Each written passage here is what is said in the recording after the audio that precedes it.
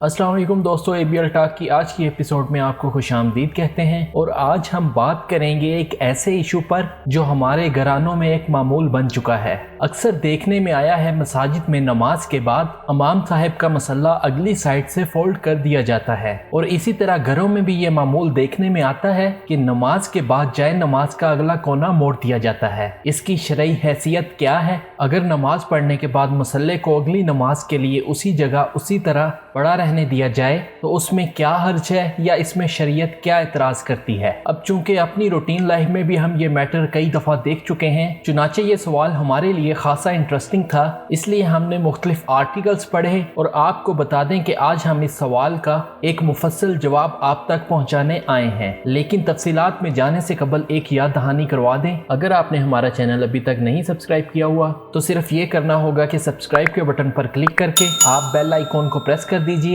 यूं ABL talk की हर video आपको रोजाना की बुनियाद पर मिलती रहेगी। ख़वातीन और हज़रात, जब हमने उलमा के सामने ये सवाल रखा कि अक्सर देखने में आया है कि लोग नमाज पढ़ते और उठने से पहले जाए नमाज को एक कोने से मोड़ डालते हैं, ऐसा क्यों किया जाता है? क्या ऐसा कोई हुक्म मौजूद है? और अगर ऐसा ना किया जाए तो उसमें क्या हर्ज है? तो ख़वातीन और हज़रात, उलमा की अक्सरियत का इस जवाब पर इत्तफाक था कि मसल्ले को मोड़ देना ना तो फ़र्ज है, ना वाजिब है, ना सुन्नत है और ना ही मुस्तहिब है, और इसके अलावा ना ही ये अदाब नमाज में शुमार किया जाता है, बल्कि ये एक ऐसी बात है जिसका कोई हवाला तारीख में नहीं मिलता। दोस्तों, उलमा का मानना ये था कि ख़वातीनों हज़रात अक्सर नमाज पढ़ने के बाद जाए नमाज का गोशा ये समझकर उलटना ज़रूरी समझते हैं कि शैतान इस पर नमाज पढ़ लेगा। उन्होंने वाज़ेह तौर पर यह बताया कि ऐसी किसी लग बात का इस्लामी तारीख में कोई हवाला नहीं मिलता। ये एक ऐसी फजूल चीज़ है जो सीना ब सीना ट्रैवल करती हुई हम तक पहुंची है और हम भी अंधी तकलीद में इसे फॉलो करते जा रहे हैं। पर दोस्तों, ऐसा करने वाले आलिम और गैर आलिम सभी हैं, और वो ऐसा क्यों करते हैं? अक्सर गैर आलिम दोस्तों ने यही जवाब दिया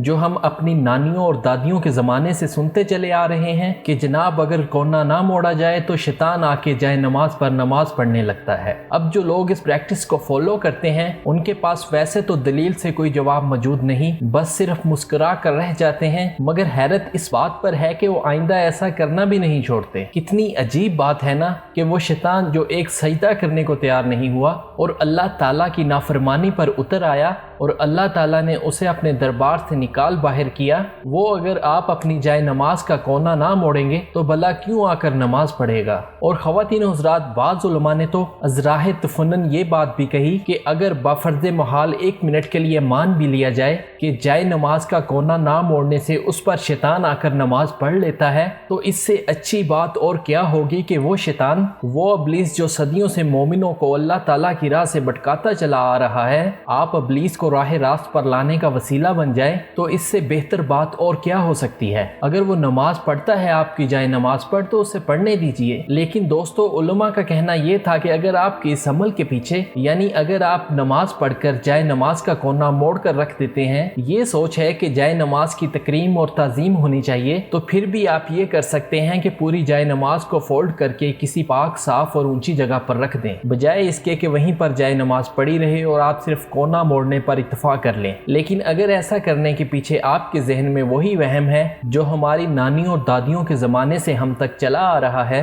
तो ऐसा अमल बिल्कुल फजूल है, इसकी कोई बुनियाद नहीं। ख़वातीन हज़रात, ऐसी कितनी ही तोहमात सीना बसीना हमारे आबाओ अजदाद से चलते चलते हम तक पहुँचती हैं, जिनमें से किसी को भी तारीख़ इस्लाम में कोई अहमियत हासिल नहीं है, मगर अफसोस है कि वो हमारे घरानों में बड़ी शिद्दत से अपनाई जाती हैं। मसलन रात को झाड़ू न देना कि इससे घर खाली हो जाएगा, यानी अल्लाह ताला का फजल और अल्लाह ताला की तरफ से जो रिज्क नाजिल होता है वो घर से रुखसत हो जाएगा और घर में गुर्बत आ जाएगी। इसी तरह घरों में ये फॉलो किया जाता है कि कैंची खाली न चलाई जाए क्योंकि इससे घरानों में झगड़ा होता है। बाज लोग ये मानते हैं कि खाली चूल्हा न जलाया जाए क्योंकि इससे घर में या तो बच्चा ही नहीं पैदा होगा या अगर होगा तो नौमौलूद बच्चे को नुकसान होगा। इसी तरह बाज लोग ये मानते हैं कि झाड़ू से किसी को मारना नहीं चाहिए क्योंकि इससे सूखे की बीमारी بیماری لگ جاتی ہے، اور کچھ لوگوں کا خیال ہے کہ چوکھٹ پر بیٹھ کر کھانا کھانے سے انسان مقروض ہو جاتا ہے وغیرہ وغیرہ، جبکہ دین اسلام قرآن اور حدیث میں ایسی تہمات کا کوئی ذکر نہیں ملتا ہے۔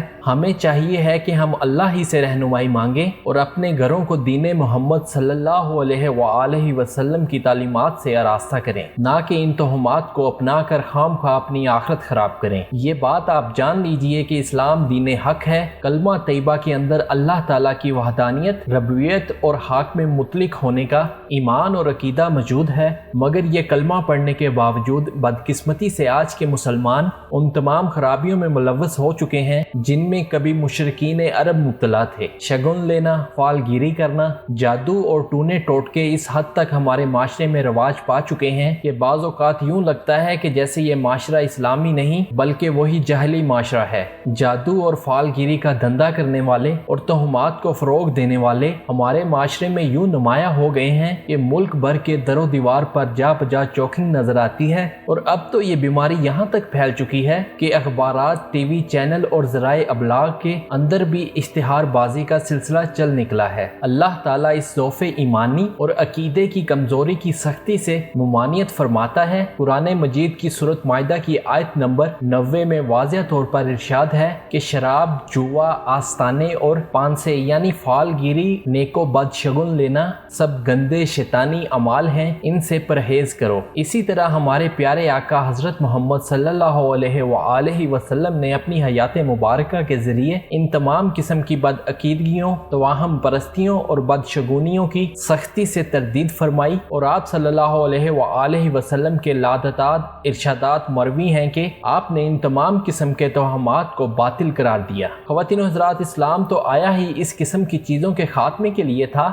جو چیزیں زمانہ جاہلیت کی پیداوار تھیں۔ آپ کو حضرت عمر رضی اللہ تعالیٰ عنہ کے دور خلافت کا ایک واقعہ سناتے ہیں کہ مصر میں زمانہ جاہلیت سے یہ تصور اور توہم پایا جاتا تھا کہ سال میں ایک مرتبہ دریائے نیل میں ایک کنواری خوبصورت لڑکی کو دریا میں ڈالا جائے گا۔ اس عمل کو وہ اسی لیے انجام دیتے کہ اگر ایسا نہ کیا گیا تو دریائے نیل ٹھہر جائے گا اور پانی ختم ہو جائے گا، اور ان کا اس بات پر عقیدہ بھی بہت مضبوط تھا۔ جب اسلام اس سرزمین پر پہنچا اور حضرت عمر بن العاص گورنر مقرر کیے گئے تو یہی صورتحال پیش آئی۔ لوگ آپ کے پاس جمع ہو گئے اور اپنی سابقہ روایات کا ذکر کیا، لیکن حضرت عمر بن العاص نے صاف کہہ دیا یہ تو اسلامی تعلیمات کے خلاف ہے، ایسا نہیں کیا جائے گا۔ پھر آپ نے امیر المومنین حضرت عمر رضی اللہ تعالیٰ عنہ کو ایک خط لکھا اور حالات سے واقف کیا۔ حضرت عمر نے جواب میں ایک چٹھی لکھی اور کہا کہ اسے دریائے نیل میں ڈال دیا جائے۔ حضرت عمر بن العاص نے اسے دریائے نیل میں ڈال دیا تو پانی پوری روانی کے ساتھ بہنا شروع ہو گیا اور وہاں موجود لوگ حیران ہو گئے۔ اس خط میں حضرت عمر فاروق رضی اللہ تعالیٰ عنہ نے لکھا تھا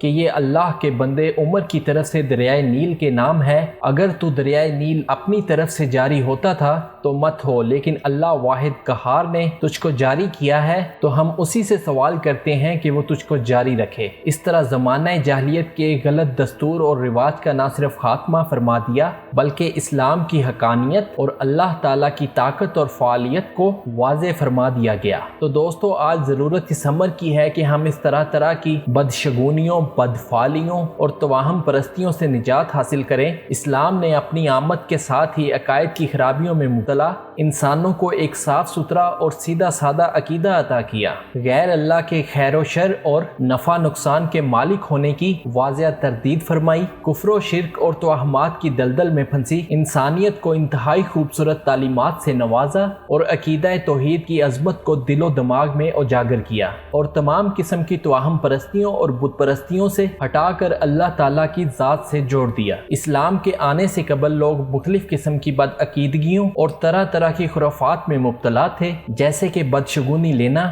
پرندوں کے ذریعے فال نکلوانا، پتھروں اور چیزوں سے فائدہ اور نقصان کو منسوب کرنا، اور ستاروں کو دیکھ کر اچھائی اور برائی کے فیصلے کرنا، جانوروں کے ذریعے بدگمان ہونا، اور اس طرح کی بے شمار خرابیاں اس معاشرے میں پائی جاتی تھیں۔ اسلام نے ان تمام کا کلا کامہ کیا اور ایسی تعلیمات दीन जिसमें किसी भी किस्म की कोई बदगुमानी और वहमो बदशगुनी की कोई गुंजाइश नहीं है। और आज ज़रूरत सिर्फ और सिर्फ इस अमर की है कि हम वापस अपनी बुनियाद की जानिब लौट चलें, अल्लाह और उसके रसूल के अहकामात को अपनी नज़र के सामने रखें और सिर्फ उन्हीं को फॉलो करें, और जो खुराफात हमारे दीन में शामिल होती जा रही हैं उनसे निजात हासिल करें। अगर आपको किसी अमल या किसी बात का कोई हवाला या तज़किरा रसूल अकरम सल्लल्लाहु अलैहि वसल्लम की हयात मुबारका से नहीं मिलता तो उसका तर्क कर देना बेहतर है। लेकिन यहाँ पर यह नुक्ता वाज़िया करना भी ज़रूरी है कि अगर उस अमल में कोई भलाई का अंसर मौजूद हो तो उसको जारी रखने में कोई मज़ायका नहीं है, लेकिन अगर उस अमल की बुनियाद ऐसी तवाहम परस्ती ही हो तो फौरी तौर पर उसको रद्द कर देना चाहिए। यही हमारा आज की वीडियो बनाने का मकसद था। हमें पूरी उम्मीद है कि आपको ये नुक्ता समझ में आ गया होगा। अगर आपको ये वीडियो पसंद आई हो तो इसे लाइक करके फेसबुक और व्हाट्सएप के जरिए दूसरे लोगों तक भी पहुंचाएं, ताकि ज़्यादा से ज़्यादा लोग इससे फ़ायदा उठा सकें। और वो तमाम नए आने वाले दोस्त जिन्होंने ABL टॉक की वीडियो पहली मर्तबा देखी है उनसे गुजारिश करेंगे कि सब्सक्राइब के बटन पर क्लिक करके और बेल आइकॉन को प्रेस करके ABL टॉक के सब्सक्राइबर बनना मत भूलिए, ताकि ऐसी इन्फॉर्मेटिव वीडियोज़ आपको मुस्तकबिल में भी मिलती रहें। ABL टॉक के आज के एडिशन का यहीं पर इख्तिताम होगा। अगली एपिसोड तक के लिए हमें इजाज़त दीजिए और सुनते रहिए ABL टॉक। अल्लाह हाफिज़।